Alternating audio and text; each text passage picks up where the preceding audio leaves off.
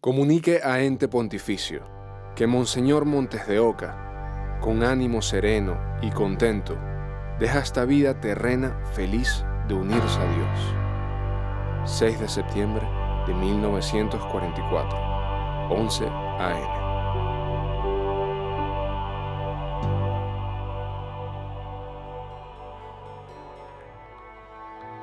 El 21 de octubre de 1895 nació en Carora, Estado Lara, Andrés Salvador Montes de Oca, descendiente de una de las familias más antiguas de la ciudad larense, de probadas virtudes sacerdotales donde nunca faltó un miembro del clero. Hijo de don Andrés Montes de Oca Subillaga y doña Rosario Montes de Oca Pereira, fue el penúltimo de 5 hijos. Fue bautizado en el bautisterio de la iglesia San Juan Bautista, actual catedral de Carora. Su niñez transcurrió en la vieja calle San Juan, donde aún se conserva la casa donde nació. Desde pequeño manifestaba su deseo de ser pastor de almas. Su amigo de la infancia, Juan Carmona, relata que de niños solían pastorear a las orillas del río Morere. Allí Salvador exclamaba ante sus compañeros: «Ojalá me diera Dios algún día la suerte de también ser pastor de almas». Su físico era una persona muy buen mozo. Tenía una frente muy amplia. Era bajito, no era una persona así alta. Y su contextura era delgada, no era tampoco gorda. Y tenía una dulzura en su cara y derramaba una bondad grandísima, su rostro. Tratando a las personas era muy condescendiente, muy amable, jocoso, siempre tenía un chiste, una cosa. Ahora, tratándose de las cosas de Dios, era enérgico, demasiado. Defendía de la iglesia como a nadie. De la mano de su tío, el padre Carlos Subillaga, Montes de Oca conoció el amor por la Eucaristía y comenzó a formarse siendo su monaguillo. Es él quien lo llevó a la edad de 10 años a Monseñor Aguedo Felipe Alvarado y le dijo: «Aquí le traigo, su excelencia, a este muchacho para que lo empulpemos». En el año 1910, Salvador ingresó al seminario Santo Tomás de Aquino en Barquisimeto, y ya destacándose como el sacerdote que iba a ser, se convirtió en el seminarista preferido de Monseñor Alvarado.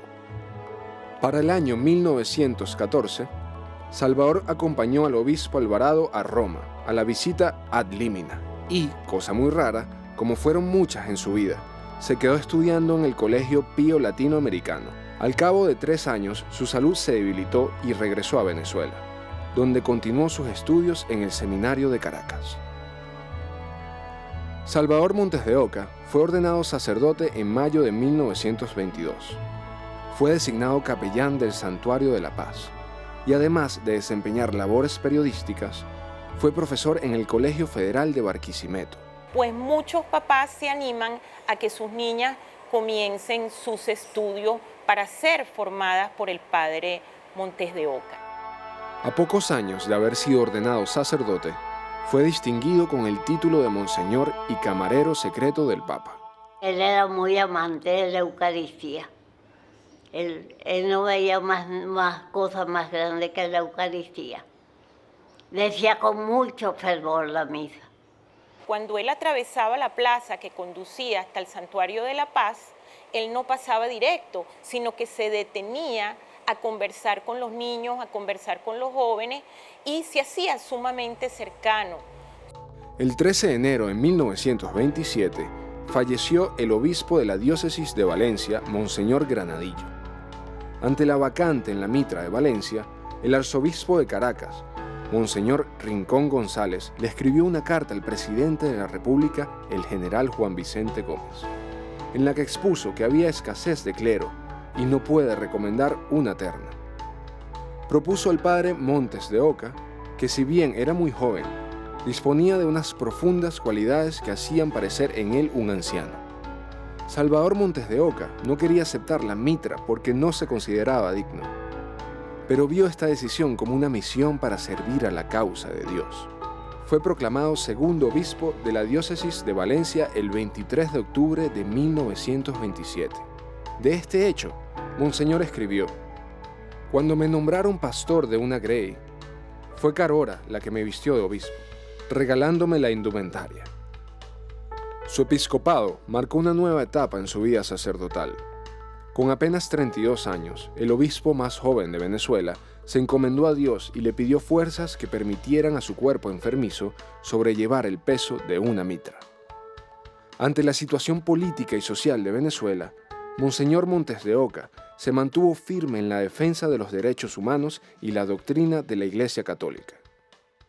Respecto al gobierno de Juan Vicente Gómez, hay que decir que definitivamente pues, fue un régimen dictatorial, fue una férrea dictadura. Y el obispo, ese obispito, como lo llamaron, que era tan joven y tan pequeño, se enfrentó a Gómez con una tranquilidad absoluta. Y en respuesta a las injusticias del régimen, surgió en el año 28 el valiente movimiento estudiantil de esa generación.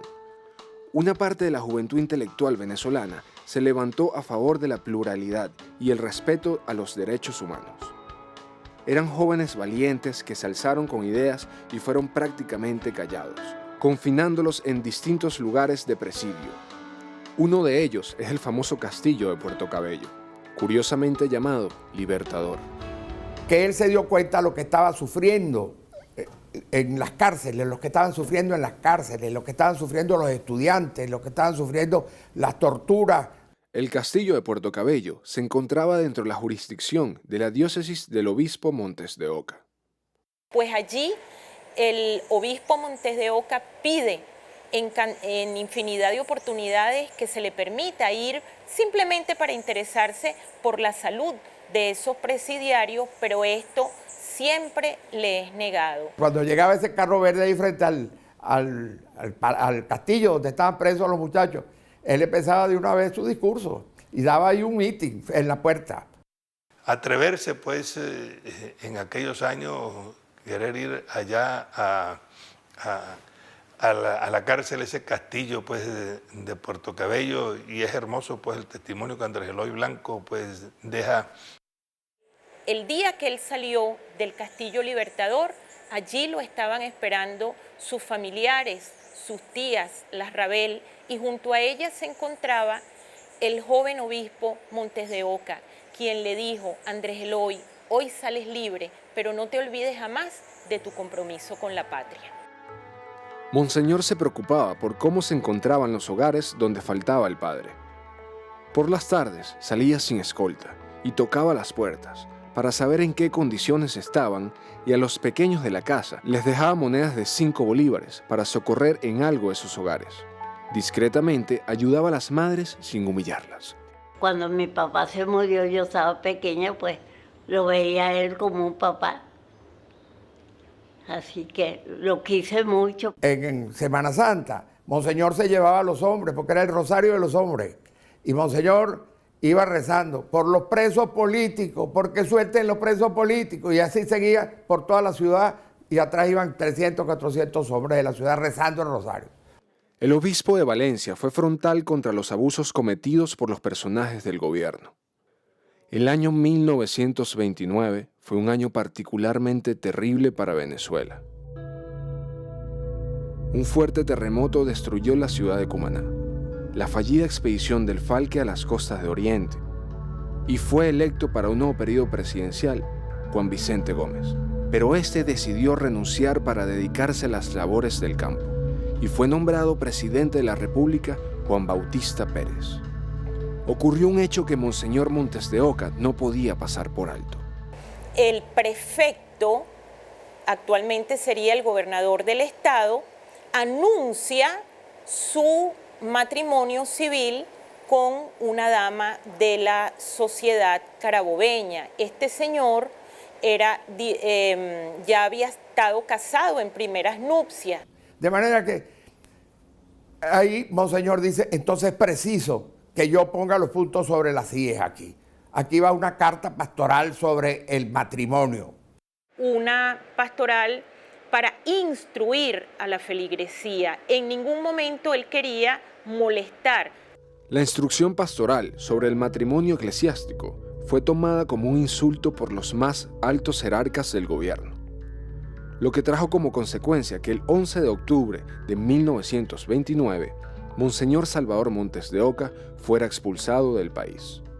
Cuando Monseñor se fue al exilio, fue una tragedia grandísima para toda la familia y para la población de Barquisimeto, de Carora, y me figuro de Valencia también, porque él venía de Caracas. Y de regreso a Valencia, entonces lo agarró el jefe de la policía y de ahí lo mandaron directo a La Guaira y de La Guaira a Trinidad. Y eso fue algo terrible.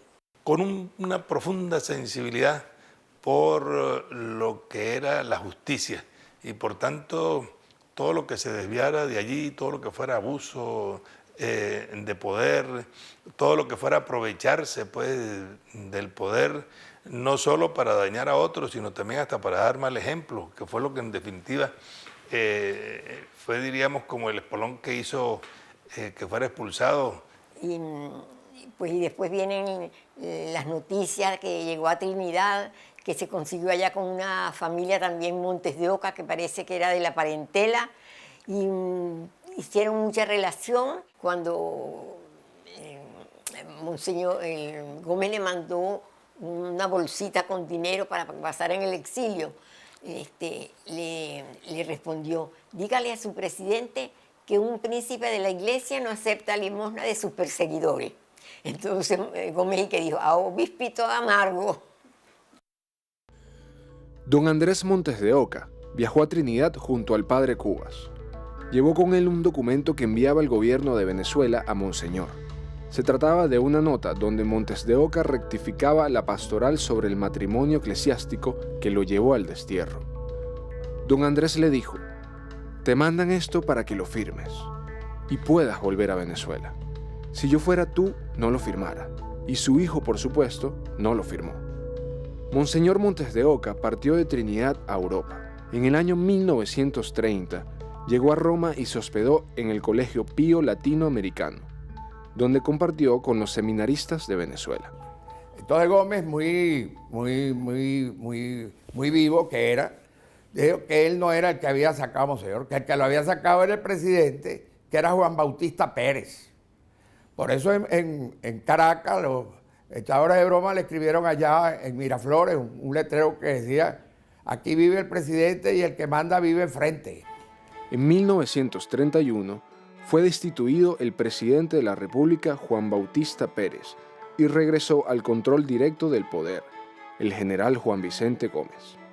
El nuevo jefe de Estado, escondiendo su complicidad con el destierro del prelado, realizó como primer acto administrativo la promulgación de la revocatoria del decreto de extrañamiento, otorgándole al alto obispo de la iglesia la oportunidad de regresar al país. El regreso de Monseñor Montes de Oca fue una de las fiestas triunfales. Yo creo que después del triunfo de Carabobo no hubo tanta alegría en Valencia como hubo el día que Monseñor llegó de nuevo a su púlpito y dijo: decíamos ayer. Al llegar Valencia, amó a Monseñor Montes de Oca. El obispo de Valencia volvió a sus actividades habituales. Escribió nuevas cartas e instrucciones pastorales, el boletín de la diócesis. Realizó visitas pastorales y, de manera muy novedosa, comenzó a usar la radio como medio de difusión de la religión y la moral. La fuerza de Gómez hicieron preso a un señor Mariño, descendiente del prócer de la Independencia y familia de los Andas de aquí Valencia. Ese señor le encontraron en el paltó unos papeles comunistas y lo llevaron a la Casa Páez, y en los sótanos de la Casa Páez lo empezaron a torturar para que confesara. ¿Y qué podía confesar el hombre si el hombre no era comunista ni era nada? Entonces se les muere y ellos le han partido las costillas. El secretario general de gobierno llamó a Monseñor y le dijo que los suicidas están excomulgados y no tienen oficios religiosos. Pero Monseñor sabía perfectamente lo que estaba pasando. Entonces le avisó a la familia que lo iban a despedir en la iglesia catedral. Ahí estaba la catedral abierta de par en par y Monseñor ya con la ropa de luto. Bueno, salió el entierro de Mariño y se le pegó todo Valencia atrás. Y a medida que caminaba el entierro, porque el cementerio de Valencia queda lejos, a medida que caminaba, los hombres se agachaban y imitaban que se estaban haciendo los lazos de los zapatos, porque habían dicho que con las cuerdas de los zapatos se había ahorcado Mariño. Luchó férreamente con su palabra y con sus gestos contra la dictadura del general Juan Vicente Gómez, pero fuerte, firme. El año 34 fue un año de mucho trabajo pastoral para Monseñor Montes de Oca, pero lamentablemente, a finales de mayo, ocurrió algo muy lamentable para él. El Rosario, mi abuela, murió el 24 de mayo de 1934 de un ataque cardíaco.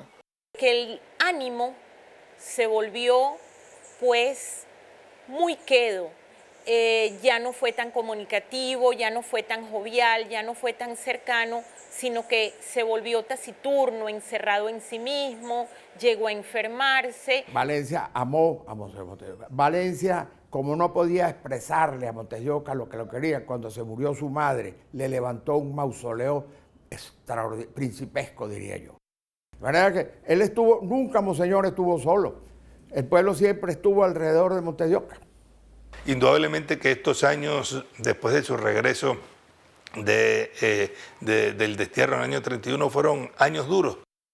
Pero en el año 34, Monseñor Montes de Oca se dirige a Roma para hacer la visita del Límina. En aquel momento eran cada 10 años, pues que un obispo debía presentarse pues a Roma. Ya sabemos las dificultades de entonces, había que ir en barco, el tiempo que todo esto se llevaba, y él fue pues de verdad pues muy ilusionado. Estando en Italia, Monseñor aprovechó el tiempo disponible para hacer un retiro espiritual en la Cartuja de Gayuso, en Florencia.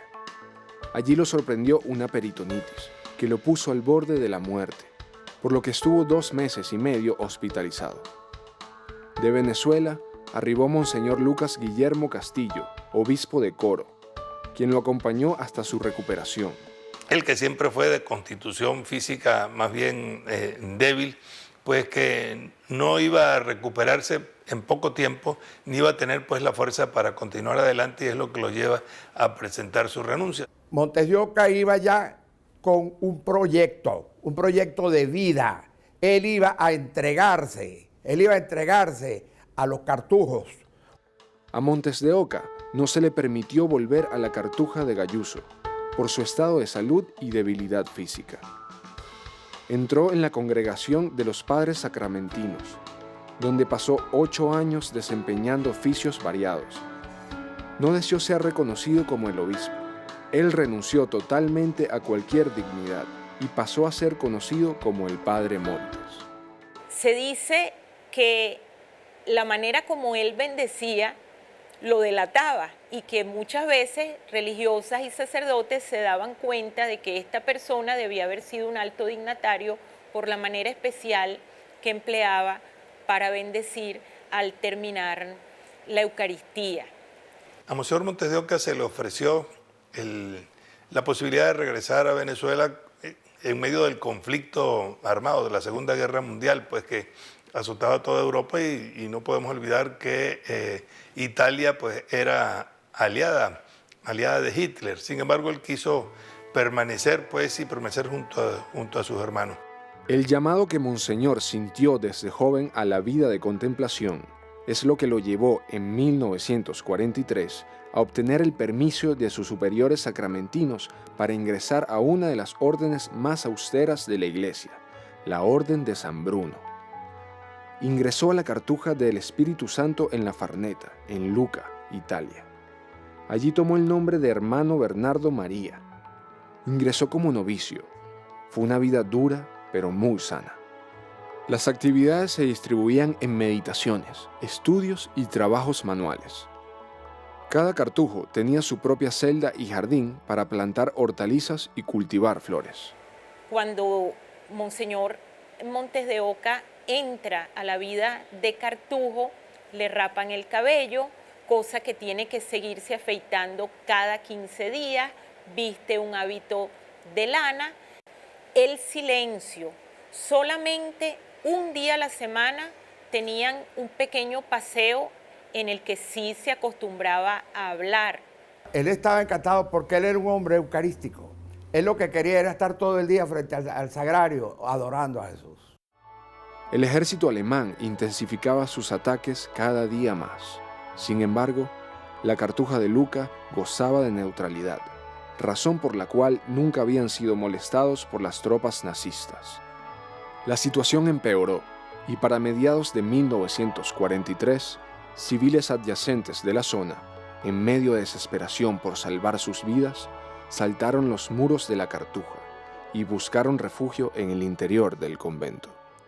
Pero como siempre hay algún soplón, pues, o alguien que dio el pitazo de que ahí podía haber, y esto hizo que entraran las tropas alemanas en la Cartuja.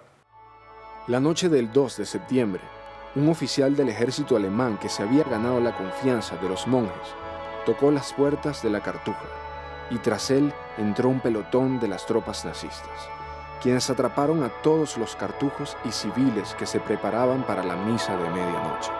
Y por supuesto quienes tenían mayor responsabilidad pues eran los frailes pues, auténticos, y por eso ellos fueron puestos aparte. Tanto el prior como Monseñor Montes de Oca, Fray Bernardo y los otros frailes, pues fueron tratados, si se quiere, de una manera más dura. Roba los alimentos y aglutina en un salón a toda esa cantidad de personas que huían precisamente de esta situación tan adversa y terrorífica. Pero ellos fueron los que mantuvieron el espíritu y la esperanza en medio de una situación en la que todos veían que su muerte les iba llegando, porque fueron asesinados en cuestión de días y en diversos lugares. Fueron llevados a una antigua casona abandonada ubicada en Noki, en la zona de Camaiore. Fueron expuestos a las más terribles torturas y humillaciones. A pesar de los terribles dolores físicos que sufría don Bernardo, la serenidad de su paz interior demostraba la influencia de su santidad. El hombre que dio fe de vida, el hombre que dio alegría, el hombre que mantenía a todo el grupo verdaderamente luchando contra lo inevitable, que era lo que veían más cerca, el morir. Se cuenta específicamente de un judío que estaba absolutamente aterrorizado y no hallaba sosiego sino junto al antiguo obispo de Valencia. Pues ahí hay un gesto muy claro de entrega de su vida por la fe y de acompañamiento a todos aquellos hombres que el único delito que tenían era simplemente no estar de acuerdo con la invasión, no estar de acuerdo con la guerra. El 6 de septiembre de 1944, don Bernardo María y el padre prior de la Cartuja, don Martino Brins, fueron separados del grupo. No fue sino hasta después que sus cuerpos no aguantaron más las torturas a las que fueron sometidos, que procedieron a ejecutarlos con ráfagas de ametralladora a la orilla del camino de Monte Magno de Camaiore. La noticia de la muerte de Salvador Montes de Oca se supo en Venezuela en enero de 1945. Monseñor Dubuc era el obispo de Barquisimeto y mandó a un empleado a la casa de mi padre y mi madre para decir que reunieran a toda la familia allí, que a las 9 de la noche iba Monseñor a visitar allá. Entonces, cuando se le comunicó a papá eso, dijo, ay, mataron al obispo. Apenas es informado de la terrible noticia, el anciano se arrodilla y dice que deben darle profundas gracias a Dios porque su familia fue elegida para sufrir el martirio.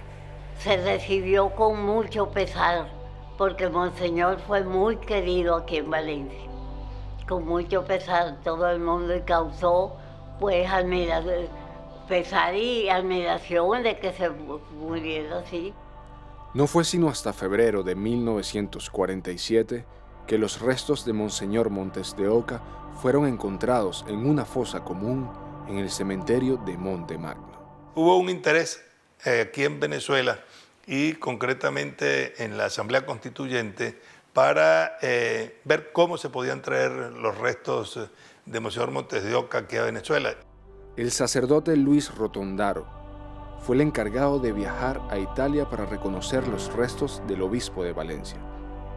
El cadáver fue identificado con la ayuda de los monjes sobrevivientes, quienes lo reconocieron por las piezas dentales, el cinturón de la orden identificado con el número 13 y 2 páginas del breviario, su libro de oraciones que quedó a su lado. El 13 de julio de 1947 llegaron al puerto de La Guaira a bordo del vapor Lucano los restos del obispo mártir. Fue recibido por el pueblo venezolano y se le celebraron los más grandes honores. En La Guaira fue muchísima gente. Al barco subimos muchas personas.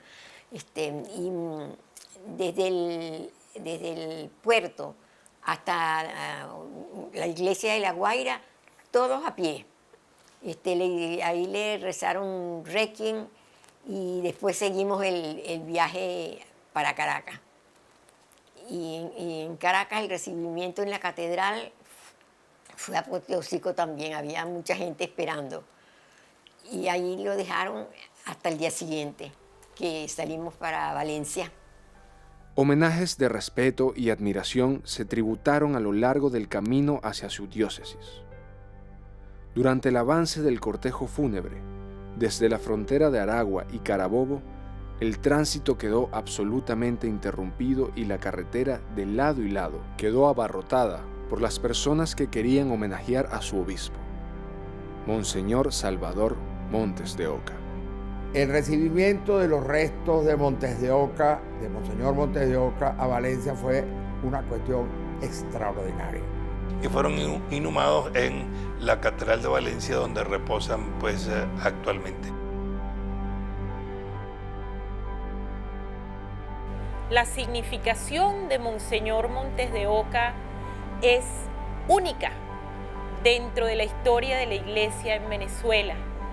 Por ser un sacerdote tan íntegro, defensor de la Iglesia, además lo más grande que pudo.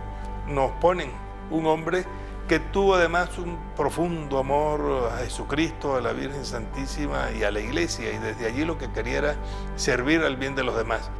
El Monseñor Montes de Oca se puede tener y se puede clasificar como el hombre de los derechos humanos. Para mí es el hombre más santo que ha podido dar Venezuela.